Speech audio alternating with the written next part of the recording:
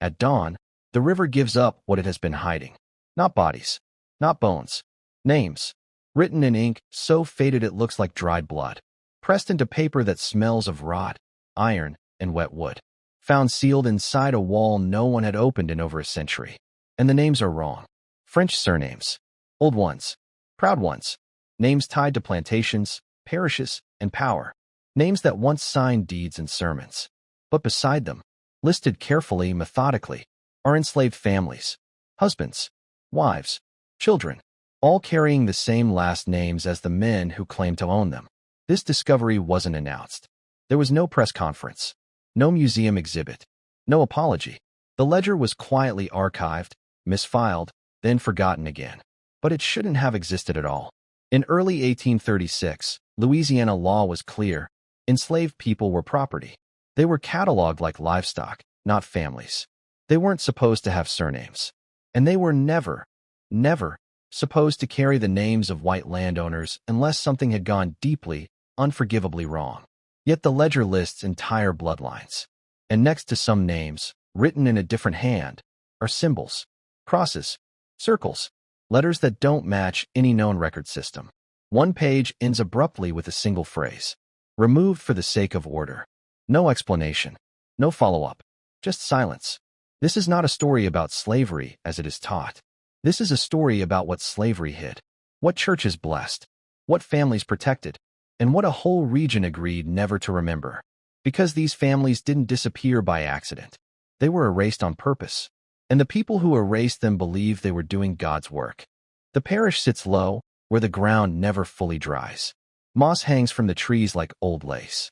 The church bell hasn't rung in decades, but locals swear they still hear it some nights. Deep, slow, and offbeat, as if counting something.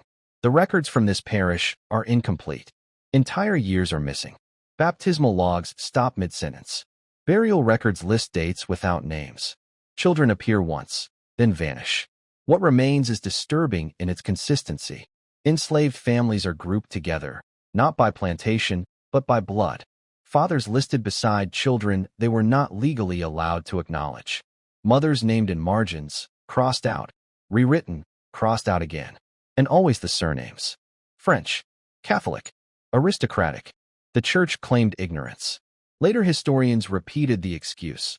Poor record-keeping, floods, fire, war.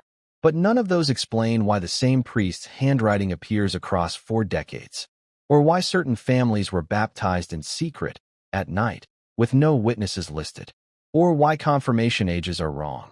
Children confirmed at 4, others at 28. Something was being rushed.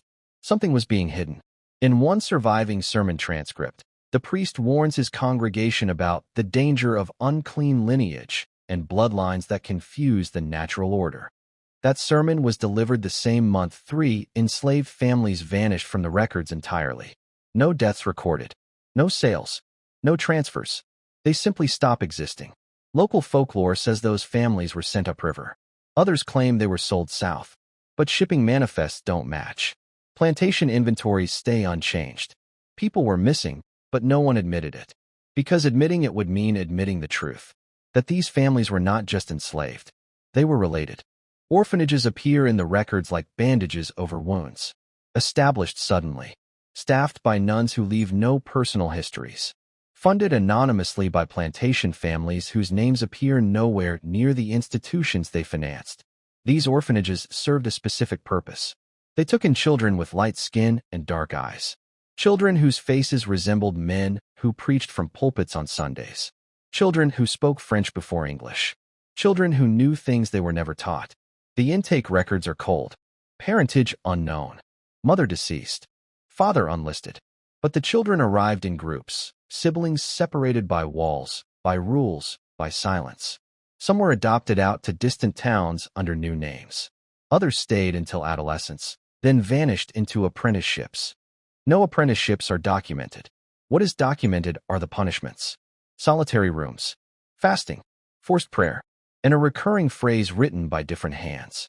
Corrective measures administered. Former townspeople, interviewed generations later, remember children who screamed during confession, children who refused to say certain prayers, children who reacted violently to mirrors, One nun wrote a private letter never meant to survive. They know who they are. That is the problem. Within 10 years, the orphanage closed. The building still stands. No official reason for abandonment exists. Locals avoid it. Animals won't nest there. Even the insects seem to thin as you approach. Something about that place didn't just shelter secrets. It shaped them. The final document isn't signed. No letterhead. No seal.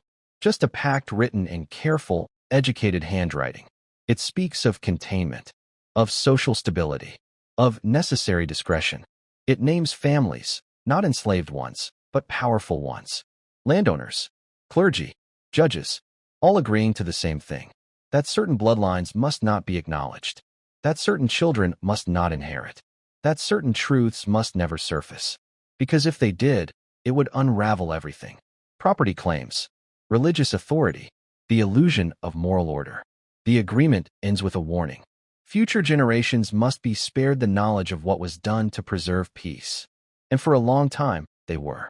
But records decay, walls crack, and names, once written, refuse to stay buried. What was done in Louisiana did not stay in Louisiana. And in the next part, we descend deeper into the families who kept the secret alive, and the descendants who began to feel something was wrong, long before they ever saw the names. The secret did not stay buried. It never does. Even when names were erased, even when children were moved, even when records were burned, something remained. A resemblance, a pattern, a quiet, unspoken knowing that passed from one generation to the next. In certain families, children were born who did not look like they were supposed to. Their skin too light, their features too familiar, their eyes reflecting something older than memory. These children were treated differently. Not beaten, not starved, just watched. They were sent away to schools no one talked about, given religious instruction earlier than others, warned, gently but firmly, never to ask questions about their lineage. Some were told they were chosen, others were told they were tainted, but none were ever told the truth. In plantation homes, there were rooms no one entered, portraits turned toward walls, letters locked in chests and buried under floorboards. Mothers who warned their daughters never to speak certain names aloud. And always, the church stood ready. Confession became a tool, a place where questions were drained out of children before they could become thoughts. Priests listened carefully, correcting language, steering memory, reshaping doubt into shame. By the late 1800s, the original generation was dead, but the system remained. And systems do not require belief to function. They only require silence. Sunday mornings were calm. The pews filled. The candles burned. The air smelled of wax, incense, and wet earth carried in on shoes. But the sermons were strange. They spoke of inheritance as a burden, of blood as a trial, of sins passed down like illness. The priest never named anyone. He didn't have to. Certain families always sat stiffly when those sermons were delivered. Certain children lowered their heads. Certain mothers gripped their rosaries until their knuckles whitened. One sermon, recorded in fragments, repeated a single idea again and again. God forgives the soul, but society must protect itself. The meaning was clear to those who knew. This was not about salvation. It was about containment. Church doctrine became justification, a moral fog that allowed cruelty to wear a holy face. Children were told their suffering was necessary. Their isolation was mercy. Their confusion was God's will. And when anyone questioned it, when a young man asked why he had no grandparents, or why his baptism record looked altered, the response was swift. He was transferred, reassigned, sent away. The church did not need prisons. It had parishes. The men signed the agreements, but the women enforced them. Plantation wives who understood exactly what had happened and why it could never be spoken. Women who raised children they knew were not entirely theirs, while pretending not to notice the resemblance staring back at them from the mirror. They were not innocent. They taught manners, not mercy. Silence, not truth. They trained daughters to look away, sons to inherit without asking how. Letters survive from these women, not confessions. Instructions. Do not encourage attachment. Curiosity must be corrected early. Better a living secret than a public ruin. Some women drank themselves into numbness. Others became devout beyond reason, clinging to prayer like a shield against memory. A few tried to help. Those women disappeared from the records too, labeled unstable, sent north, committed. History remembers them as fragile. They were not. They were dangerous, because they almost spoke.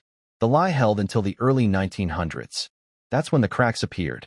A young clerk, tasked with reorganizing parish archives, noticed the repetitions. The surnames. The same families appearing on both sides of the ledger, owners and owned. He began copying documents by hand. He compared dates. Baptisms that aligned too perfectly with births in plantation households. Death records that didn't match burial grounds. Children listed as deceased who later appeared in orphan intake logs. He wrote letters. Careful ones. Respectful ones. Asking for clarification. The response came swiftly. He was dismissed. His notes confiscated. His copies vanished. Officially, he left town for employment elsewhere. Unofficially, no one ever heard from him again. But he had already mailed something. A package of copied pages. No return address. No explanation. Just names. Those pages would surface decades later. In a crumbling house. Behind a false wall. Where someone had tried and failed. To hide the truth forever. And in the next part, we follow those pages forward. To the descendants who opened them. And realized their family history was not a mystery. It was a crime. Long before the papers were found, people felt it. A pressure in the chest when family stories were told. A strange pause whenever ancestry came up. Photos missing from albums. Names skipped during reunions, as if they'd never existed. Some descendants described the same dream. They stood in a church they had never visited. Candles burned low. A choir hummed without words. And somewhere behind them, a door opened, but they were never allowed to turn around. Others felt it in their bodies. Unexplained anxiety. A fear of confined spaces. An aversion to prayer that felt physical, almost violent. Children who refused to enter churches without knowing why. Doctors called it nerves. Priests called it rebellion. Families called it imagination. But the feeling persisted. A sense of being watched by something old. A knowledge that their family history had weight. And that weight was pressing down through generations. One woman later said, "It felt like mourning someone I was never told existed." She wasn't wrong. The documents resurfaced quietly. Not in a university. Not in an archive. In a private home scheduled for demolition. Behind a false wall, wrapped in oilcloth, bound with twine so brittle it broke at the touch. Inside were copied pages. Baptismal records. Orphan intake lists. Marginal notes written in anger, fear, and urgency. And the surnames. Always the surnames. Families who believed their lineage was clean and unquestioned suddenly saw their names beside enslaved children. Beside mothers listed as unacknowledged. Beside fathers whose names were missing, but whose handwriting appeared elsewhere. Some descendants shut the box and never opened it again. Others couldn't stop reading. They stayed up through the night, following dates, tracing lines, realizing that the people erased from history were not strangers. They were family. The shock wasn't just moral. It was personal, because the discovery didn't accuse distant ancestors. It implicated blood.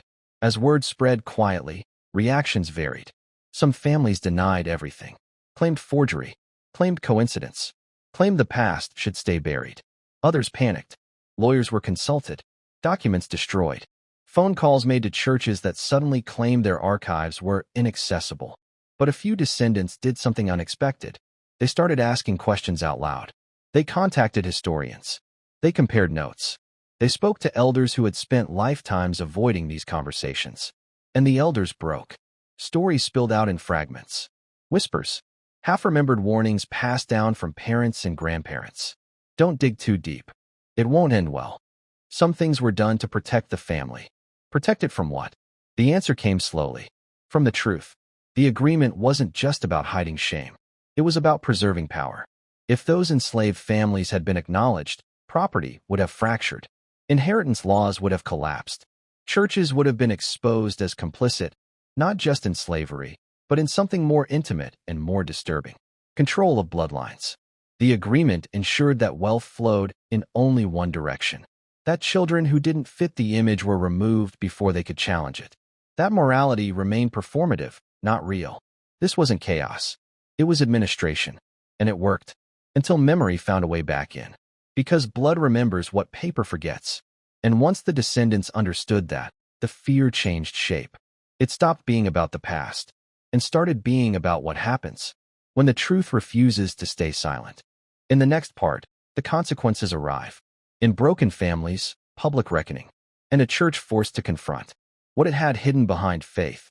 The first confrontations didn't happen in courtrooms. They happened at dinner tables. A son placing copies of records beside a plate that suddenly went untouched.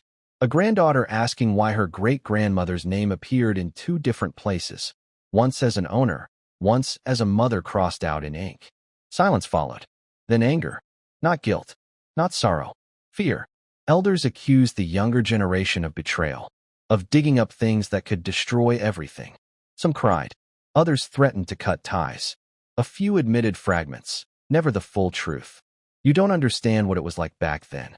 We did what we had to. It was for the good of the family. But the family was already breaking. People stopped attending reunions. Siblings chose sides. Wills were rewritten. Heirlooms vanished. And beneath all of it was the same realization. Their wealth, their stability, their position, all of it rested on something stolen. And something silenced.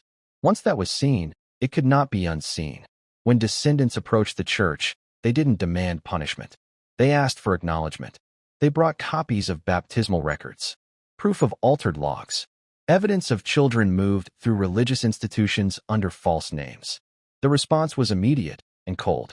Meetings were canceled. Archives were declared restricted. Priests offered vague statements about historical complexity and context. Then came the language of avoidance. These matters are beyond our authority. Those involved are long deceased. We must focus on healing, not blame. But healing without truth is just silence with better words. When pressure increased, some parishes closed temporarily. Renovations were announced. Records were relocated for preservation. In at least 2 cases, fires broke out in storage areas containing old documents. Official causes were never determined. And the bells never rang again. Someone leaked the orphanage intake lists. They were incomplete, but devastating. Children listed without surnames, only initials. Notes describing behavior. Uncooperative, defiant, refuses instruction. Punishments logged without explanation. Several children had been marked with a symbol, a small circle with a line through it. No key existed, but patterns did. Every marked child could be traced back to one of the French surnames from the original ledger. Every one. These were not random orphans. They were removed pieces. Children separated from bloodlines that threatened the image of purity and order. Raised under discipline meant to erase memory, identity, resemblance. Many did not survive to adulthood.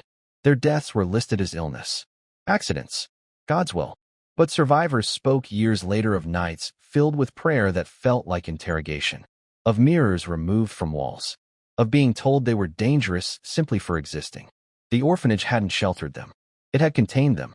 As the truth spread, something unexpected happened. People began to feel things they couldn't explain. Nightmares intensified. Panic attacks surfaced in families who had never spoken of anxiety. A deep, unnamed grief settled in homes where nothing seemed wrong on the surface. Psychologists call it inherited trauma. But this felt different. This felt like recognition. As if the past had been waiting, patiently, for someone to finally look at it. Some descendants sought out the families who had been erased. Apologies were offered, sometimes accepted, sometimes not. Others couldn't face it. They sold land, changed names, left the state. But no matter where they went, the feeling followed. Because guilt doesn't belong to time. It belongs to memory. And memory, once awakened, does not care how long it has been asleep.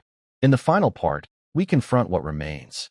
The unanswered questions, the missing bodies, and the reason this story still feels unfinished. There are graves in Louisiana with no names. Not even markers. Just uneven ground where the earth sinks more than it should. Local maps don't list them. Church records don't mention them. But elders remember places where children were never allowed to play. Fields where crops grew poorly. Patches of land that stayed cold even in summer. When historians tried to investigate, permission was denied. Private property. Sacred ground. No cause for disturbance. But ground-penetrating surveys, done quietly, unofficially, suggested something underneath. Small remains, grouped closely, no coffins. These were not plantation burial sites. They were not family plots. They were disposal sites. The final step in containment. Children who could not be placed. Women who knew too much. Men who refused silence. They were not recorded because recording them would mean admitting they had lived. and the system could not survive that. People often ask why stories like this feel unfinished. It's because there was no ending, no trial, no confession, no moment where someone stood up and said, "This was wrong."